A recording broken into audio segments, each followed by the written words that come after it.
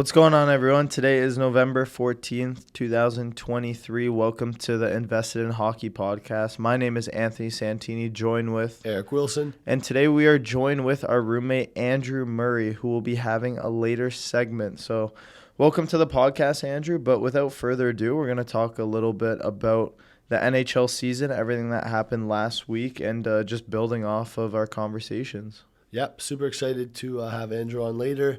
Nothing better than starting off with goal scoring specifically and player specifically rather than team. So let's get right into that and talk about the Rocket Richard Trophy, which everyone obviously desires.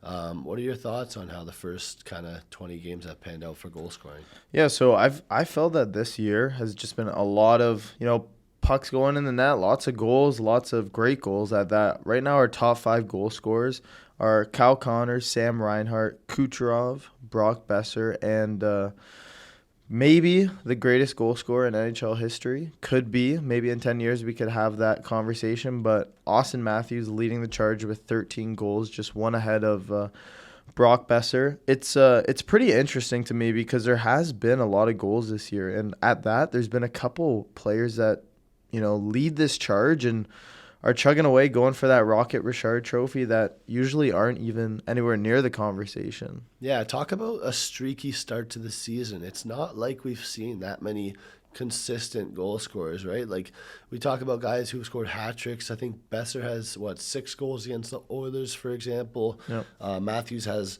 3-4 hat tricks. So it's not like we've seen Matthews score his 13 goals in 12 different games. But again, we've seen some streaks. We've seen almost like guys look really comfortable against certain teams, right? So I think the most surprising guy in this top 5 would be Sam Reinhart, followed by Brock Besser. Is that safe to say?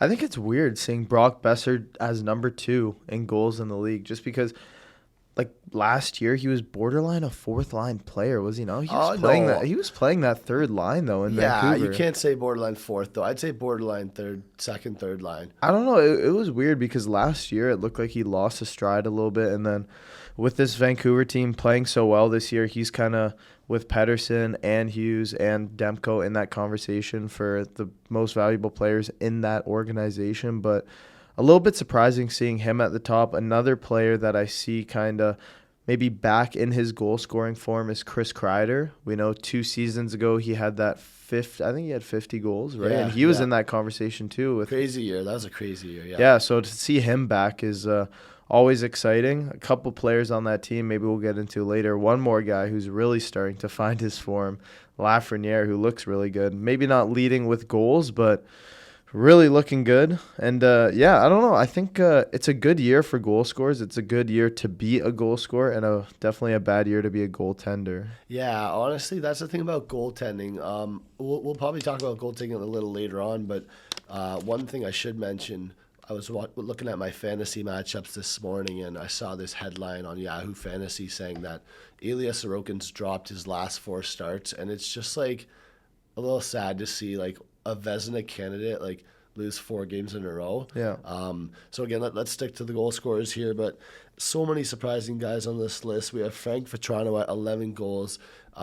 He's not in our top 5, but he's definitely more surprising than Reinhart, Besser. Call it even Alex DeBrincat still being there is a little surprising, but what about the youth? We see Connor Bedard, Alexis Lafreniere. Who else do you see on this list? Yeah, a couple young players that are maybe making their way up on the list, putting some pucks in the net. Mason McTavish is another player who's kind of stepped over Zegras' role on that team with that first, second-line center role, and he has 7 goals so far this season. Connor Bedard, like you mentioned, with 9 goals, who I think for sure, maybe not a Rocket Richard candidate, but obviously Calder and, people were saying, I don't think he's going to be able to get 30-plus goals this season. And for me, it looks like a sheer lock. Right now, he's putting the pucks in the net like it's nothing. He's making people look silly, and he's only 18 years old at that.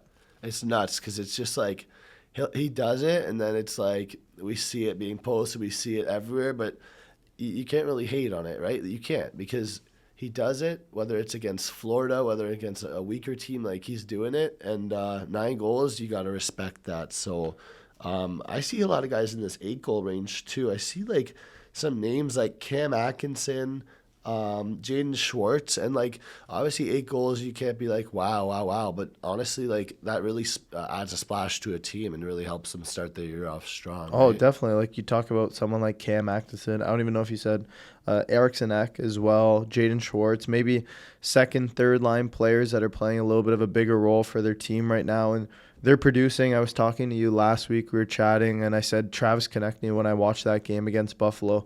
He looked like a pure hockey player, just, you know, controlling the pace of play in the offensive zone, really confident with the puck when he was on the power play. And he has 9 goals in 15 games right now for a Philadelphia Flyers team that, you know, a star role is just waiting to be grabbed. And if that's going to be Farabee or Frost or Konechny or even the new rookie Bobby Brink that's playing pretty well, some player is going to come out on top at the end of the season as the clear-cut best player on that team. Oh yeah. So Yeah, you talk about the opportunity to become a star player, and then you counter that and you show the contrast between that and the opportunity for drop off with some of these guys.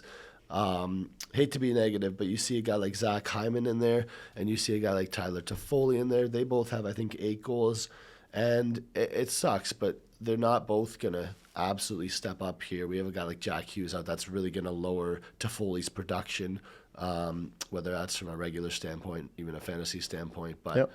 Again, Zach Hyman, you're going to see him on a line with Draisaitl, McDavid. You might even see him on the third line at some point, right? So at the end of the day, it's really nice to see some faces we didn't expect here. Yeah, definitely a lot of stars on this list, and a star that's really popping out to me right now, like we talked about, in that top 5 role is Kyle Connor, who a Winnipeg Jets team who there's been storylines and struggles in the offseason of getting Mark Scheifele and Hellebuck to sign long-term. They finally do it. Their young guys are starting to prevail a little bit. Cole Perfetti. And Kyle Connor looks like the sniper on that team who's just been scoring at ease. He has 11 goals in 14 games, and he's kind of always lingered around that top 25 goal scorer in the league. Really hasn't had a breakout season, you know, where he's able to touch almost 50 to 60 goals in that higher up range. But Kyle Connor looks really good this year, 17 points in 14 games, and yeah, he's just been a machine for them. Exactly. And honestly, if he keeps this up, he gives the Jets a legitimate chance to be a top 3 team in that division, which would be huge. I actually see a really big concern in that division when you look at the strength of it. You've got the Stars, Avs, Jets, and then you go right after that, you see the Blues, Coyotes, Wild, Blackhawks, and Predators. Like, I know that division was never strong, but I don't see the Blues as like a wild card team anymore. I think they've dropped off a ton, and like we've seen it with like Braden Shen's production isn't there. Realistically, like what do you have there that's scary? So in terms of a standing standpoint, I think that Kyle Connor is almost one of those like MVP caliber guys where like he could be the most valuable player on his team, and there's no debate for that, right? I think, yeah, definitely could be one of those most valuable players on, I'd say, almost any hockey team in the league, because he is a first-line player, right? I can't see him really sitting on a second or third line on any team. But when you're fighting with, maybe on that topic conversation with the most valuable player on the team, with Connor Hellebuck, one of the best goalies in the league, it could be tough to say that he could be one of the best players on the team. He's definitely playing like it. And in a division where there's only really 2 teams that are serious threats. Like, you look at the Blackhawks, who are in a rebuild, the Coyotes, who are still in a rebuild. They are above 500, but I don't think that's really the goal of their season. It's not really the direction they're headed. The Predators with some early struggles, a team that maybe thought they were able to make a push in the playoffs and, you know, see something happen. So that division's almost wide open if the Avalanche and Stars can't, you know, continue their running start. But Kyle Connor's definitely been a threat on the power play, a threat in the offensive zone, and yeah, like you said, one of the most valuable players on a pretty good Winnipeg Jets team this season. For sure. And honestly, like, I would love to see Kyle Connor in the playoffs, whether that's against the Edmonton Oilers. We saw what he did against Mike Smith with that overtime winner. I think that was game 5 or 6 that year, where absolute snipe. Like, he's hype, and that Jets stadium, you Oh, love to it see could it. get You rocking. love to When see they do that. the whiteout, it gets rocking Yeah, for sure. absolutely thrill. I think we'd love to go see a Jets game one day. So Yeah, that'd be awesome. Definitely someone that could make a splash in the playoffs. And continuing on that note from last season with the Panthers, who kind of climbed up out of nowhere, I guess you could almost say, sneaked into the playoffs, definitely made a splash. And like you said, pursuing a player that can really make a difference in a playoff run, a player that has experience, has won a cup, scored the game winning goal for a Stanley Cup championship team. Patrick Kane, who still has no team right now, no contract, no one really knocking at the door too much, but I know contracts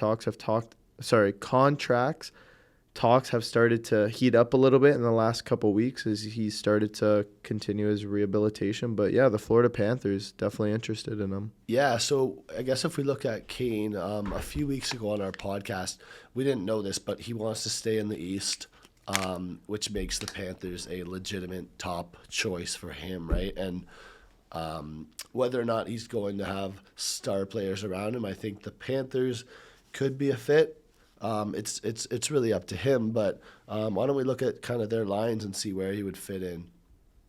Yeah, I think he would almost have a perfect fit in a Florida Panthers, the role with the Florida Panthers, because they don't really have a lot of star power that really, big names. Obviously, Kachuk, Barkov, the two biggest names on this offensive team. But then you just look at their depth, and when you talk about depth, you think Stanley Cup championship caliber, and Evan Rodriguez, Reinhart, Verhage, Sam Bennett, Lundell, Lomberg, like Steven Lorentz, even Nick Cousins. Like these are all hockey players. They're not flashy. They're not really gonna get these huge massive contracts. They're not gonna win you your fantasy weeks, but they're gonna win you playoff games. They're gonna win it in the third period, and you could almost toss out any player in overtime or in that Oh third yeah, period and know that they could be trusted. yeah, 100% agree. They're all threats, right? You throw Sam Bennett out there. There was a reason he was drafted third overall, right? It wasn't a mistake. Honestly, yeah, they've got depth, and I think that if you were to add Kane to that Panthers team, there's not one line that he's like only going to succeed on. I think it's not a one recipe for success kind of thing, but he definitely would look good on that power play, especially because a lot of those guys can shoot the puck. Verhage can shoot the puck, Kachuk can shoot the puck, and so forth. Yeah, definitely. I think the power play is one of the biggest things that Florida's struggling right now. And when you look at a team that's talented and some of the top teams in the league, like New Jersey, Vancouver, the Rangers, Tampa Bay, these are all teams that are efficient on the power play. I know we chatted about Arizona and how they've kind of advanced their performance this season. They're above 500. They're a top five team on the power play. They're operating at just about 30%, and that's phenomenal, Oh especially yeah. with a young player like Sean Dursey grabbing a big role on that team on the power play. But yeah, Florida's operating at 15% on the power play. They're a bottom 10. They're 10th in the league in power play percentage. And if you throw Patrick Kane on that power play with someone like Barkov, someone like Kachuk, someone like Rodriguez, just some really talented players that could get him the puck and move the puck around, I think it could be a real threat and definitely concerning for some of the defending teams. Oh yeah, especially with the way that those defensive injuries have panned out for the Panthers. I guess you have Montour, you had Forsling even on that top unit for a while. It's almost like no matter who you have as your number one D, whether maybe you have Ekman Larson starting that power play, if you have Kane and Barkov and Kachuk, you don't know who's going to shoot, you don't know who's going to pass. Quite simply, if they could be a top power play team, then they're going to really take charge in that division. Maybe take the division over the Leafs or the Bruins or the Lightning. Who knows, right? It's too early to know, but we could see some exciting goals scored for the Panthers. Yeah, definitely one of the most important parts of being a hockey team. And to be successful, your power play has to be efficient.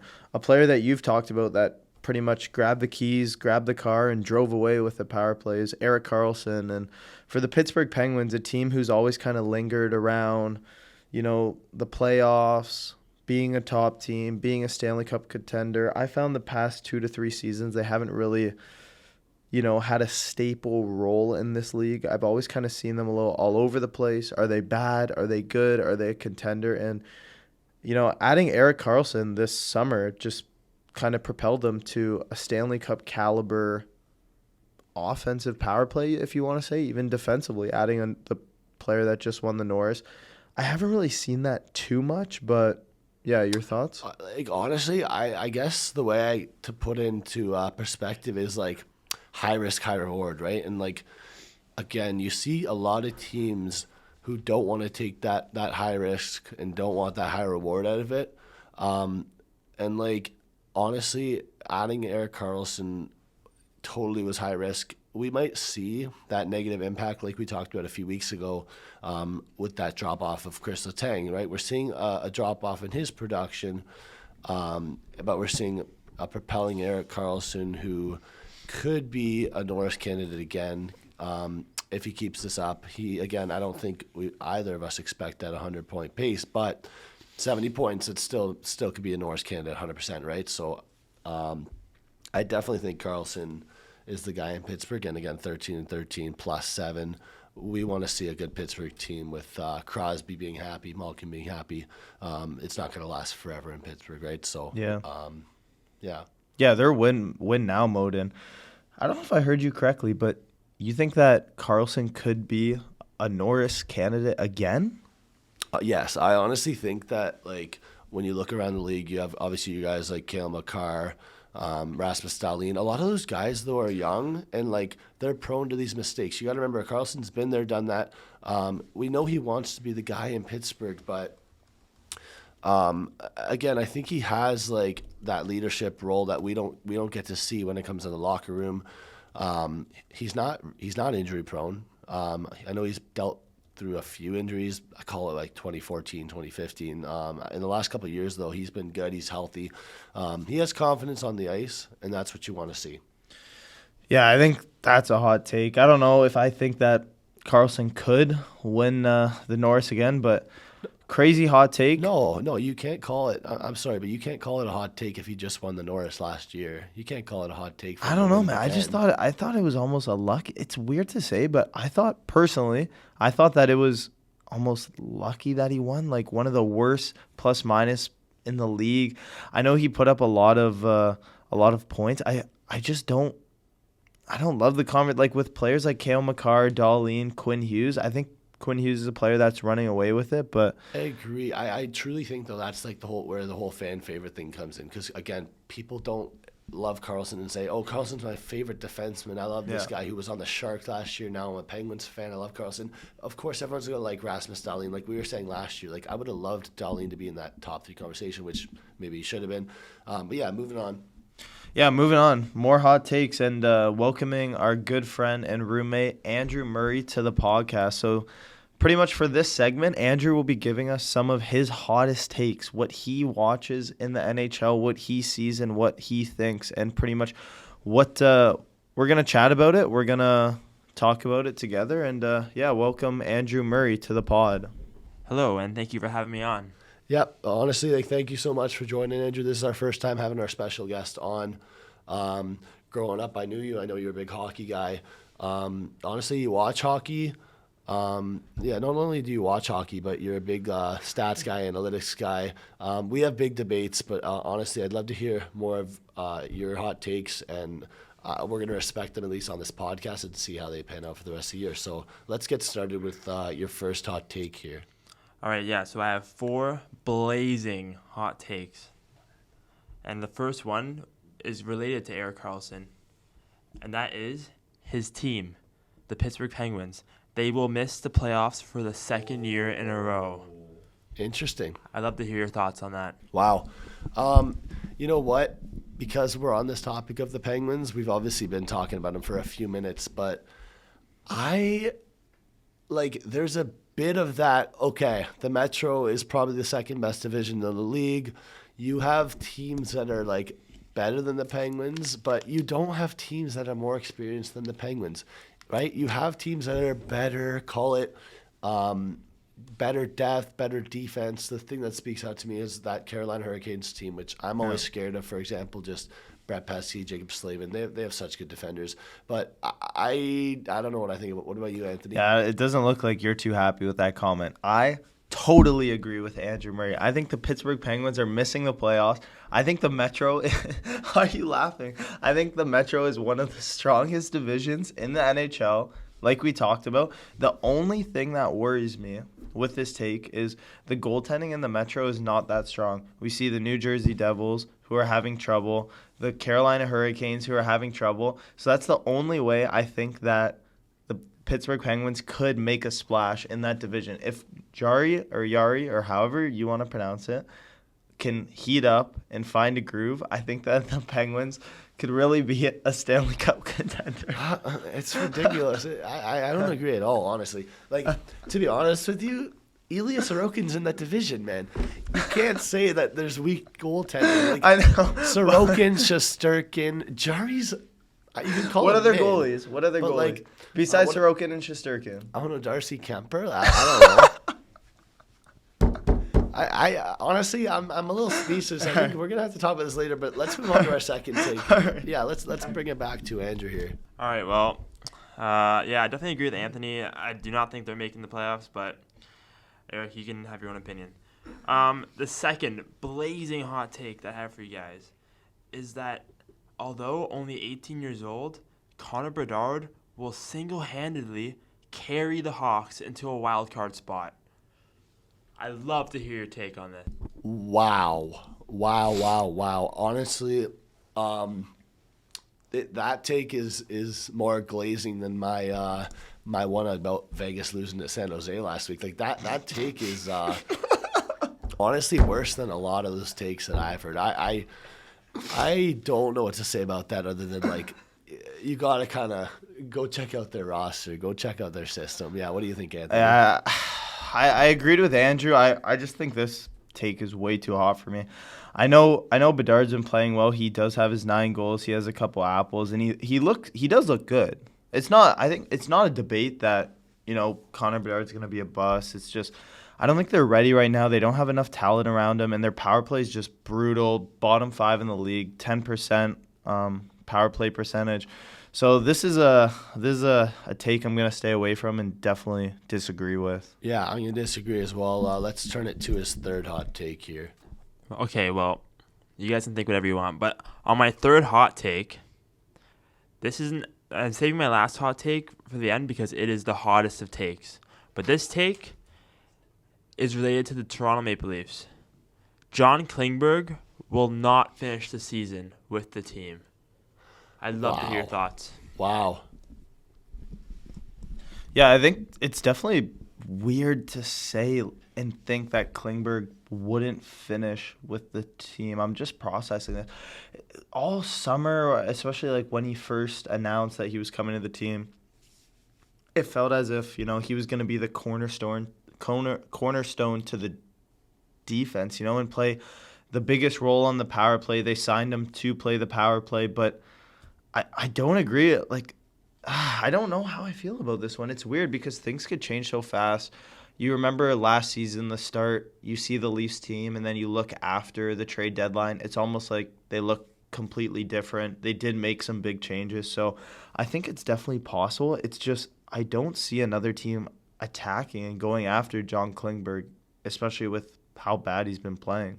Honestly, I don't think he's going to get dealt. Again, that's probably the best point you said is that, another team's not going to want him right now. You got to believe in him. It's been 20 games. It's been a brutal 20 games, but power play is so important. We talked about it with the Florida Panthers possibly adding Patrick Kane, right? The power play is huge, and it's a big difference between having a right shot and a left shot, Morgan Rielly versus John Klingberg on the top unit. You need Klingberg on either your first or second unit. You got to remember there's 2 units on a power play, right? It's a 2-unit power play. And you also have to remember, Rielly does a lot more for that team, and giving him that bit of rest when the top unit's out is actually crucial. So I'm going to disagree with the take, but I totally can see where you're coming from with the frustration. Mm-hmm. I think that the media and playing in Toronto is a big part of it, too. I haven't watched any of Klingberg's interviews with the media, but I think, I respect the take, but I would love to hear your last one. So Okay, for my final hot take, Connor McDavid has played 9 seasons in the NHL with 0 Stanley Cups. My blazing hot take is that Connor McDavid will never win a Stanley Cup in his career. Please give me your thoughts. Oh my goodness! Wow. I mean, honestly, we're gonna be in our 40s by the time we can actually judge this statement. It's gonna be a while. The number one thing I have to say is that he's not going to remain an Oiler for the rest of his career. What do you have to say, Anthony? Sorry, you don't think he's going to be an Oiler for the rest of his career? No, there's no way he's going to Really? finish his career as an Oiler, unless he goes back to the Oilers for his final season. But Yeah, why? Like, why? Nothing good has happened. Yeah, I don't know. I kind of maybe agree with that. I don't think management's made the best decisions, but when you look at it, they've made all the decisions to kind of bring him towards a Stanley Cup. They've tried to bring Lucic on board. They tried to bring Campbell on board. Like, they've tried the things, and you guys might laugh. It might sound incredibly, like I'm out to lunch, but at the time, bringing on Lucic could have been, I know it sounds like such a bad one, but just a little decision like that to help Connor McDavid bring a little bit of grit to the team. That second, third line, an addition for that second or third line that he could maybe play with McDavid. Things just really haven't worked out, and I don't know if that's maybe how smart management's been and the GM, but they've tried. I mean, they've tried to make these changes for McDavid, and I'm sure he's been able to make some calls, and they've abided by that. But I think McDavid's going to be an Oiler for the rest of his career, and I personally think he's going to get a Stanley Cup for sure. I mean, like the whole long-time Oiler thing, I think that's a hot take. I think, like, going back to Andrew's original statement that he won't win a Stanley Cup, that is very much a steaming hot take, and it's just like, honestly, he's from Ontario, right? Like, what's the reasoning that he will remain a long-time Oiler? You might. You were talking about how you were out for lunch, and I think you were, because the Oilers have always been that step behind with management decisions, right? And again, Lucic was in his prime on the Bruins and finished his prime there. There's just no debate there. Again, Jack Campbell, he didn't have a prime. He had one good season with the Leafs. He didn't have seasons before that where he was a starting goalie, right? Talk about other additions, even like Matthias Ekholm, right? Like, he's doing okay. But again, those Predators years were his prime years. I just think that they've always been a step behind, and although it might look like they made an effort to support McDavid, help McDavid, they didn't make that bang. They didn't make that big push with Erik Karlsson, for example, right? Like, that was a guy who we almost saw them add to make their power play absolutely, like, indestructible. It would have been, sorry to cut you off, but I think it would have been pretty tough to get Erik Karlsson on the team, just considering cap-wise. But, I mean, if you want him and you think he would have been a good addition to what could be a Stanley Cup roster, I'm sure they would have made the moves to make it appropriate. You got to do what you got to do, right? So, like, I just think, like, there was so many questionable ads, like, in Zach Hyman, too. Like, they have such, like, the players they have play such a weird style individually. Even, like, when they had Yamamoto and Puljujarvi, I guess Yamamoto's still there, is he not? Yamamoto is on Cal. Oh, no. I don't know where he's gone, though, isn't he? I believe so. I guess we'll check that out in a minute. But, like, those guys all play weird styles of hockey. And I don't think Yamamoto's on the Kraken. I was thinking of Mangiapane for a second. Okay, so Yamamoto's on the Kraken. You can see where these guys go, and it's just like, I don't know. I think management hasn't supported Connor McDavid as much as they should have. Again, you're supposed to be the best player in the world, and you're supposed to end your career as a multi-Stanley Cup winner. And I don't know. I mean, for me, I'm not a huge McDavid fan. I'm not a McDavid hater, but I don't agree with your steaming hot take to end it off here, Andrew. So, yeah. Yeah, some pretty good takes from Andrew Murray. Hopefully we could have him on the pod one more time. And, it's been a great you've been a great addition to this segment. Thank you very much. Yeah, thank you, Andrew. So pretty much to wrap up our podcast for this week, we will finish off with Eric Wilson's predictions. And, Eric had a tough week, November 7th. He went 3 for 7, but he bounced back. We had 6 games last week that we had him predict, and he went 4 for 6. So pretty good from you. Yeah, hey, you know what? Cheers.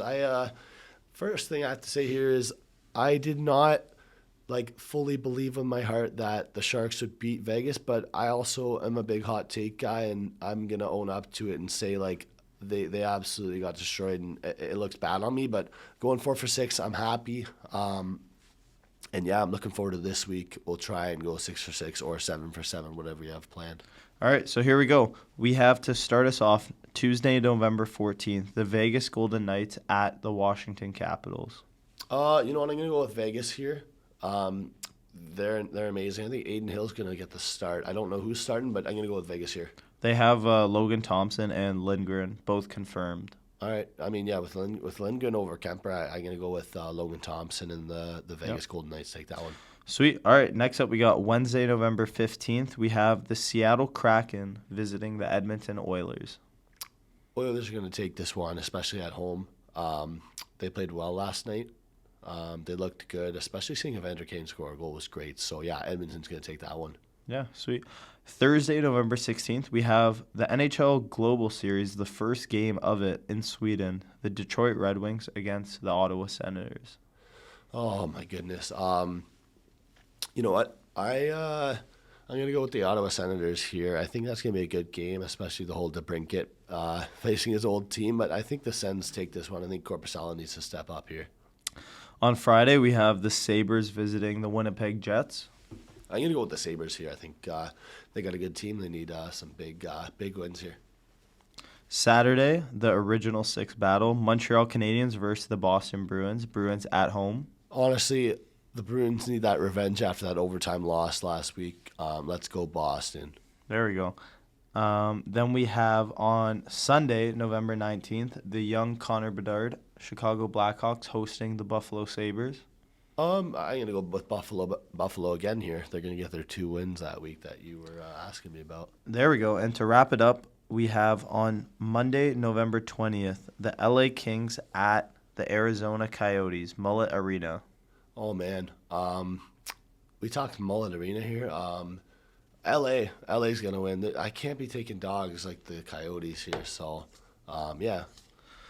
All right, some pretty good predictions. Best of luck with those. You had a good week last week, a tough one the week before, but we're still waiting for that 7 for 7. Hopefully we could get it. But yeah, I hope so. Thank you everyone for listening. Thank you everyone for joining us. And we by the way, guys, we are on Spotify now as well as our YouTube episodes. So go check us out. Instagram, TikTok, YouTube, and now Spotify. We're hoping to be on Apple Podcasts soon, so give us a look, shout us out, do what you got to do, and most importantly, thank you for listening. Yep, thank you everyone for joining. Thank you, Andrew Murray, for coming on the pod, and we'll see you all next week. See ya.